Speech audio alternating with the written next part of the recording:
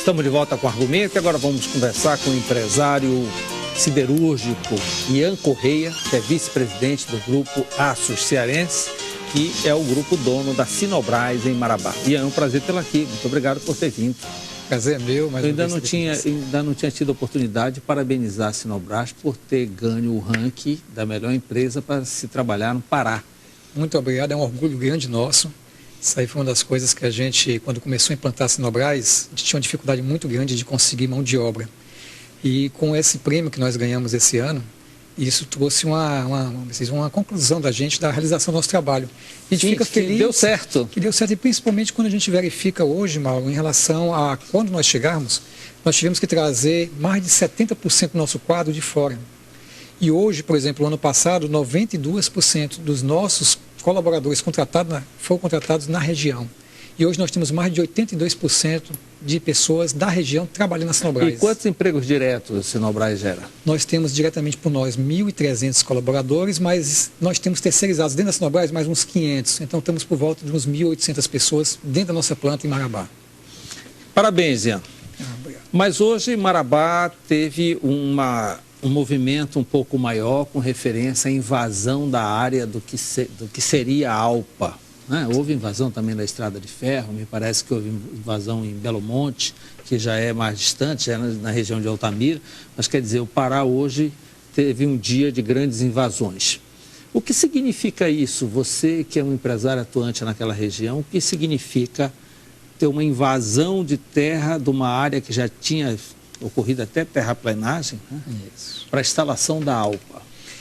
Preocupante, né? Preocupante pelos dois lados, né? A gente tem que verificar que fica preocupante pelo lado do motivo da invasão. Então, quando você verifica que as pessoas que estão invadindo, elas estão naquele momento querendo dizer algo que não está conseguindo que seja feito, então tem que ser ouvidas para poder ver qual é o motivo real daquele momento, né? Quer dizer, inclusive eu não posso te afirmar com muita clareza que eu estava justamente vindo aqui para Belém aqui hoje, então não tive muita notícia de como é que aconteceu.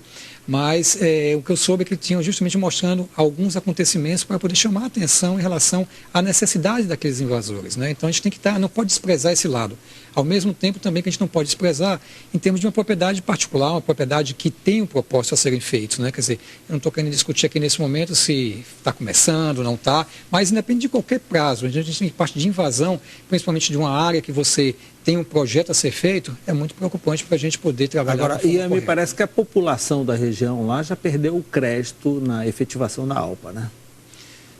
Isso aí fica até um ponto difícil de a gente poder falar, porque a Alpa, na verdade, foi um projeto que nasceu junto com a Vale e foi parado principalmente por causa da parte logística, né? Quer dizer, então eu acompanhei esse projeto. É a história do derrocamento do Pedral do Lourenço que afeta a todos lá. Isso, né? Inclusive nós, junto com a Alpa, nós tínhamos o projeto Aline, que o projeto Aline era uma joint venture entre Sinobras e a própria Vale, para poder fazer a laminação das placas que iam ser produzidas na Alpa. Já era uma verticalização lá mesmo na região? Na própria região, e esse projeto nós, inclusive, andamos bastante nesse projeto. Já estamos para assinar os contratos com os fornecimentos de equipamento já. E com isso foi quando justamente aconteceu a parada da Alpa e a gente também teve que recuar. Então, nesse momento, a gente ficou com esse projeto em stand-by. Agora, Ian, essa decisão da Vale de levar esse investimento da Alpa para o Porto de Pecém, no Ceará. Você é vice-presidente de um grupo de origem cearense, você é cearense, atuando em Marabá. Como é que fica a sua situação política nessa questão? Na verdade, a Alpa, né, não foi para... no caso a CSP, não foi para o Ceará. Sim, porque o investimento que seria feito na Alpa. Não, aí eu não posso falar seriam dinheiros diferentes. Porque no tempo que a gente foi colocando, tinha um projeto Aline, que tinha a Alpa também, existiam 3 grandes projetos que a Vale estava encabeçando, que era um Espírito Santo, tinha Pecém e também tinha a Alpa, né? Então, quer dizer, eu acredito que esses 3 projetos estariam no orçamento da Vale, eu não posso afirmar que não depende em relação a nós, tá? Mas esses 3 projetos já existiam.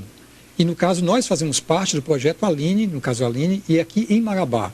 Então, a CSP, que é um outro projeto que lá é junto com mais 2 empresas do exterior, que é a Donco, que é coreana, e mais a Vale, é um projeto que eu digo que é diferente em relação à participação societária da Alpa.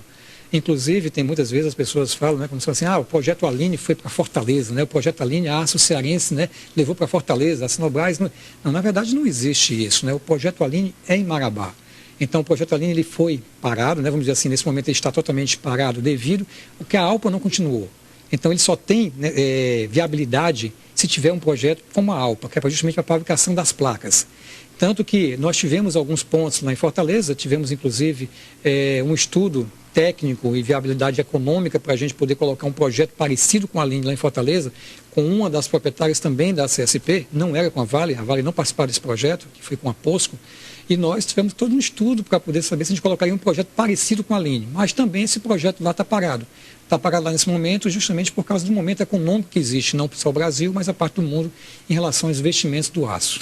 E a situação, de um modo geral, em Marabá, por exemplo, com o fechamento das guzeiras, das siderúrgicas que mexiam com ferro-guzo, que foram muitas, né? Ferro-guza. Ferro-guza, isso. Né? Isso, de alguma forma, impactou também na Sinobras? Eu sei que são produtos completamente distintos, mas é uma siderurgia, um polo siderúrgico que foi afetado. Não, no caso para nós não, porque desde que a gente foi implantar a Sinobras, o nosso foco sempre era a produção do aço. O Guza, que inclusive nós fabricamos também dentro da Sinobras, nós produzimos na Sinobras, é um processo intermediário. Inclusive a quantidade de Guza que a gente usa no nosso processo hoje interno é 30%. 70% é parte da sucata metálica. E vocês mesmos produzem? E nós mesmos produzimos. Isso, e nós mesmos produzimos. Então, quer dizer, essa parada a gente diz que foi triste em relação ao distrito industrial, em relação à economia de Marabá, mas em relação a afetar a Sinobras não tivemos nenhum problema em relação a isso daí. Um ponto que eu falo muito que é o seguinte, nós queremos o desenvolvimento de uma região. Para a gente desenvolver uma região, a gente não pode pensar que a gente pode estar sozinho nessa região. Queremos novas empresas, queremos mais empresas, porque significa dizer que você atrai novos investimentos, se atrai fornecedores para poder te dar serviços, te dar peças, equipamentos. Quando você está só, a tua responsabilidade aumenta muito mais na região e também te aumenta teus custos. Então a gente quer cada vez mais que a gente possa voltar uma economia também industrial dentro daquela região. Você falou há pouco na sucata, na reciclagem do material. Me parece que o alumínio é o material que oferece a maior possibilidade de reciclagem, né? Na verdade, Mauro... o aço, na verdade. O aço, isso, o aço. O aço, ele é o material mais reciclado e reciclável do mundo. Né? Então, quer dizer, nós, inclusive, utilizamos esse material. Quando a gente foi colocar o nosso projeto, nós estudamos se a gente ia colocar um projeto totalmente dedicado à utilização do minério de ferro, ou se a gente ia colocar um projeto híbrido, que ia utilizar o minério de ferro e mais a reciclagem de sucata. Do grupo Aço Cearense, a única recicladora é a Sinobras? É a única recicladora. Na verdade, o grupo Aço Cearense, a única produtora de aço é a Sinobras. As demais empresas são beneficiadoras do aço. Então a Sinobras fornece matéria-prima para essas outras indústrias? Ela fornece um produto já acabado para as outras indústrias, né? Quer dizer, na verdade, as outras indústrias que nós temos em Fortaleza, nós importamos o aço, que é aquele aço que ia ser feito no projeto Aline, que é justamente placas. São dois segmentos diferentes. A Sinobras faz uma coisa que nós chamamos de aços longos, que é o aço para construção civil, que nós temos a parte de vergalhão, tela, treliças, e assim vai para a construção civil. A Aço Cearense Industrial, que nós temos em Fortaleza, ela já utiliza outro segmento, que é de aços planos. Nós fazemos telhas, tubos, perfis. Então, quer dizer, é uma linha diferente. Bem, e esse material nós importamos. A Sinobras compra o minério de ferro da Vale, produz o ferro Guza e transforma em aço. Fora isso, ela compra sucata do Brasil inteiro e também transforma num aço novo. Seria isso? Isso. Percentualmente, o que é sucata e o que é ferro novo? Certo. Na verdade, o produto final, tudo é ferro novo, né? Vamos dizer assim, na verdade não é o ferro, é o aço, tudo é aço novo. É porque nós juntamos para fazer esse aço, nós juntamos 30% daquele ferro Guza que vem do minério e 70% nós reciclamos, nós reaproveitamos o aço que já foi feito. Então a gente funde, a gente faz o que? A gente faz justamente a junção desses dois, que faz um novo aço. Mas esse aço que sai tem as propriedades mecânicas, propriedades químicas, todas certificadas. Então, quer dizer, é um aço totalmente novo, é um aço de qualidade, é um aço que é aprovado pelo Inmetro. Então, quer dizer, nós temos toda uma qualidade voltada para esse lado aí. Então, a parte do aço que a gente capta hoje, principalmente nas regiões Norte, Nordeste e Centro-Oeste, é um trabalho muito grande que a gente faz. Como é que funciona esse sistema logístico? Quem compra essa sucata? Como leva para Marabá? Como é que funciona isso?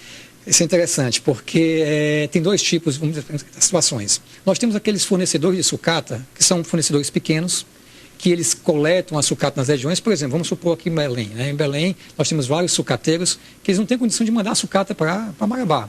para comprar o frete, tudinho. Então ele coleta a sucata nos seus depósitos, então com cooperativas, e essa sucata normalmente ele junta várias sucatas desse tipo no seu depósito. E nós mandamos os nossos caminhões, que a gente chama caminhões prensa, são prensas grandes de carretas, que vão para esse depósito e fazem os fardos. E esses fardos que são feitos, são carregados nos caminhões, que também a gente traz os caminhões para cá e manda. Então a própria Sinobras manda buscar, se for o caso. Manda buscar também, se for o caso. E a gente tem várias dessas carretas rodando. E tem outros rodando. que levam até lá a sucata. Isso, e tem outros já fornecedores já maiores, já tem um potencial de poder contratar, já fazer todo um frete de contratação dos carros e levam para a Sinobras. E você consegue sucata suficiente para colocar as máquinas todas em tempo integral? Em tempo integral. Nós utilizamos a Sinobras, né, como a gente chama de 24/7, 24 dias, né, quer dizer, 24 horas, 7 dias na semana. E a gente trabalha todinho. É um trabalho muito árduo, quer dizer, nós pegamos sucatas... Não pode desligar o alto forno porque dá um trabalho danado. Na verdade, é o nosso forno elétrico, né? Quer dizer, porque o forno, para poder fazer a parte de sucata, é a parte do forno elétrico. O alto forno é onde faz o gusa. São dois processos diferentes, né? Então, o alto forno e o forno elétrico também a gente não poderia ligar. Então, mas no caso do forno elétrico, a gente trabalha com 24 horas também fazendo aço, né? Sim, então, mas tem que ter muita sucata para manter isso aí funcionando.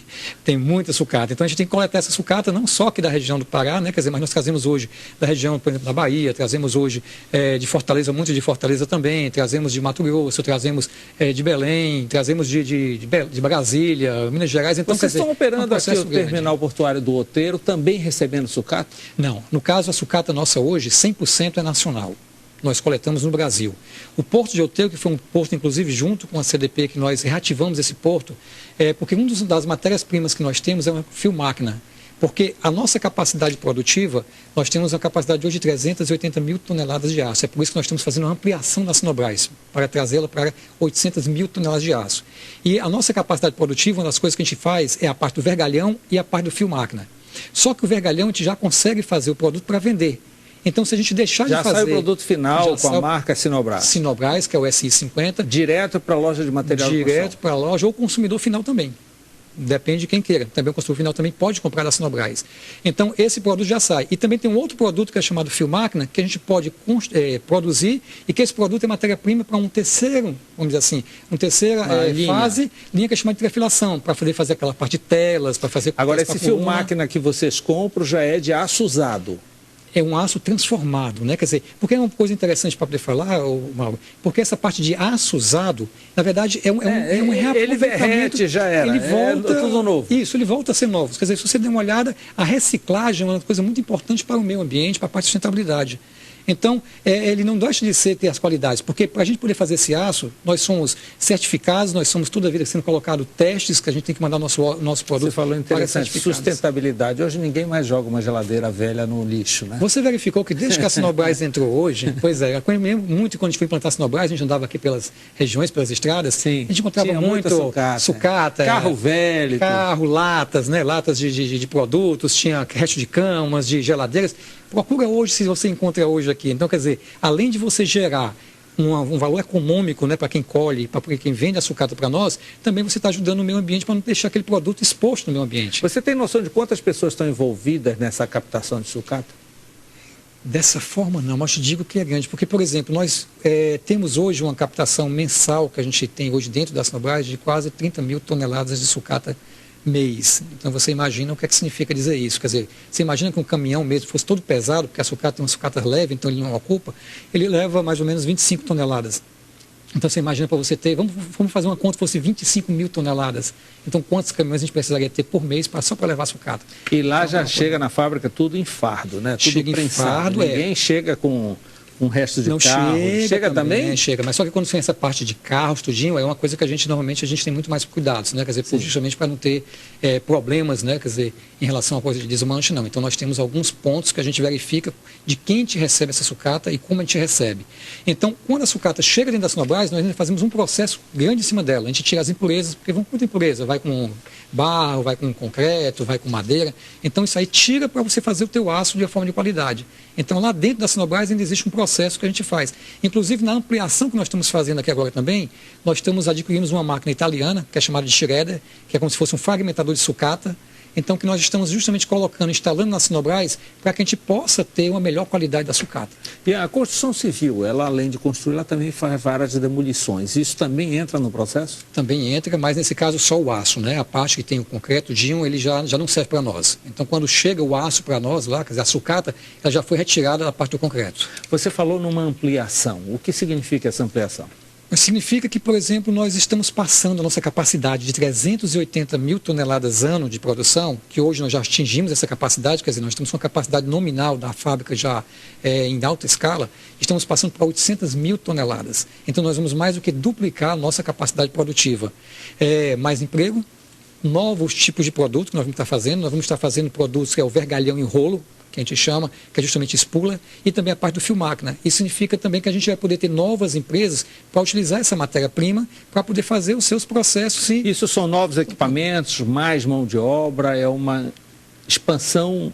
É como se fosse uma das partes da Sinobras, que é a laminação, é uma nova laminação. Então, esses equipamentos, inclusive, todos foram contratados, já estão chegando, e é interessante a gente falar que, por exemplo, quando a gente implantou a Sinobras, todos os equipamentos, nós tentamos trazer aqui pelo Belém, a gente não conseguiu. Então, todos os equipamentos vieram através do Porto de Pecém, no Ceará, e tínhamos que trazer via rodoviária. Esses novos equipamentos que nós estamos chegando... Vocês também são vítimas do Pedral do Lourenço? Também. A gente gostaria de ter... Isso que esse fio máquina que você recebe aqui no Outeiro vai por via rodoviária para Marabá? 100% por via rodoviária. Seria 10 vezes mais barato se pudesse pegar uma balsa? Muito mais fácil. A gente fazer o transbordo aqui no Porto de Outeiro e do Porto de Outeiro ir para Marabá. Como a gente estava falando em relação a essa parte dos equipamentos novos que vão chegar. Esses equipamentos novos que antigamente foram chegados, né, pois vieram lá em Sinobras, através do Porto de Pecém, nesse novo projeto, nessa nova ampliação, nós vamos trazer tudo através do Porto de Vila do Conde. Então, nós vamos trazer todos os nossos equipamentos que já começaram a chegar, vamos, infelizmente, ter que levar de forma rodoviária também para Sinobras. Mas todos esses equipamentos, quer dizer, nós estaremos para lá, estaremos com a nova ampliação, nós estaremos na fase de ampliação com mais ou menos umas 1.500 pessoas trabalhando na ampliação e pós-ampliação estaremos na base de uns 300, 400 pessoas de novos empregos dentro da Sinobras. E qual é a previsão dessa expansão começar a operar? A operação seria 2016 para início de 2017. A situação econômica não mudou o cronograma? Não, até esse momento não. Uma das coisas que nos preocupa nesse momento é porque para a gente colocar a ampliação para funcionar, nós precisamos de energia. Inclusive a Sinobras ela é sócia de Belo Monte, né? 1% de Belo Monte é nosso como autoprodutor. É um ponto interessante de poder falar em relação a Belo Monte, que nós estamos investindo em Belo Monte para poder ter energia e investir na própria região. Então, quer dizer, essa energia que nós vamos consumir, nós vamos aproveitar na Sinobras e para isso nós temos que construir uma linha de transmissão para poder receber essa energia de Belo Monte e colocar esses equipamentos para funcionar.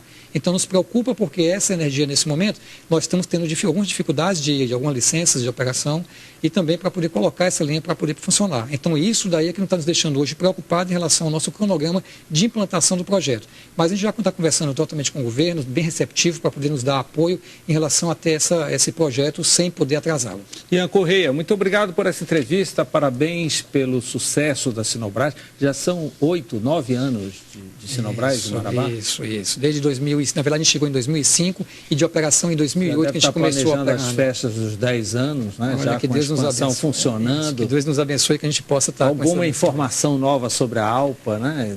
Seria, já pensou? E que ano que vem, vai agora em agosto ter uma nova licitação para o derrocamento do Pedral. Quem sabe se engrena, né? Que seria muito importante não só em relação à Alpa, mas para toda a região. Eu acredito que essa parte da navegabilidade em relação ao Rio Tocantins é muito importante para todos nós. Hoje, para a própria Sinobras, que já existe lá dentro, com essa expansão nossa, você imagina que nós vamos ter que pegar e sair com 800 mil toneladas de aço, tudo por via rodoviária. Hoje nós saímos com 380 mil. E que as nossas estradas não estão preparadas para isso. E o nosso custo aumenta. E você verificar que a Sinobras, nós estamos, quer dizer, empresas que fazem aço no país, estão todas concentradas na região sul e sudeste principalmente. Tem algumas poucas no Nordeste, 3 no Nordeste, muito poucas. O resto tudo é no sul e sudeste. Então nós temos que fazer um aço de qualidade, de custo bom, que possa vender para todo o Brasil como nós vendemos. Hoje a gente fica feliz porque o aço que a gente produz em Marabá, pela maioria hoje de colaboradores paraenses, é um aço que hoje a gente entrega desde o Rio Grande do Sul, São Paulo, Paraná, a Manaus e assim por diante. A gente fica feliz por essa situação que nós chegamos hoje. Ian, muito obrigado. Eu te agradeço mais uma vez e sempre à disposição do que precisar de nós. Ok. Obrigado pela sua companhia. Estaremos de volta na próxima segunda-feira. Tchau.